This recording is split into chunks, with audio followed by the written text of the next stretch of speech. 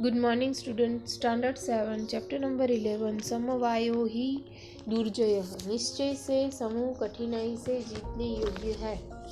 इस पाठ में एक चिड़िया की रोचक कथा है। इस कथा में वर्णित है कि कैसे समूह में रहकर और एकता से कार्य करके छोटे छोटे प्राणी भी विशालकाय हाथी को परास्त कर देते हैं। बहुत से निर्बल प्राणियों का समूह कठिनाइयों को जीतने योग्य बन जाता है। अतः इस कथा से हमें शिक्षा मिलती है कि सामूहिक एकता में शक्ति होती है।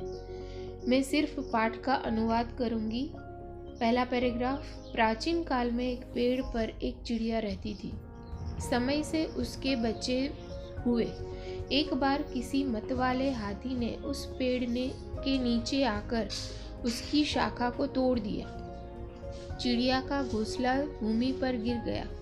उससे अंडे नष्ट हो गए। अब वह चिड़िया रो रही थी। उसका रोना सुनकर काष्ठकुट नामक पक्षी ने दुख से उससे पूछा, भली चिड़िया, किस लिए रो रही हो? Second paragraph. चिड़िया बोली, एक दुष्ट हाथी के द्वारा मेरे बच्चे नष्ट किए गए। उस हाथी की हत्या से ही मेरा दुख दूर होगा। तब काष्ठकुट उसको वीणारवा नामक मक्खी के पास ले गया। उन दोनों की बात सुनकर मक्खी बोली, मेरा भी मेघनाद नामक मेंढक मित्र है। जल्द ही उसके समीप जाकर जैसे ठीक है करेंगे। तब उन दोनों ने मक्खी के साथ जाकर मेघनाद के सामने सारा समाचार बताया। Third paragraph. मेघनाद बोला, जैसा मैं कहता हूँ वैसा करो। मक्खी, पहले तुम दोपहर में उस हाथी के कान में आवाज करना, जिससे वह आंखें बंद करके बैठेगा।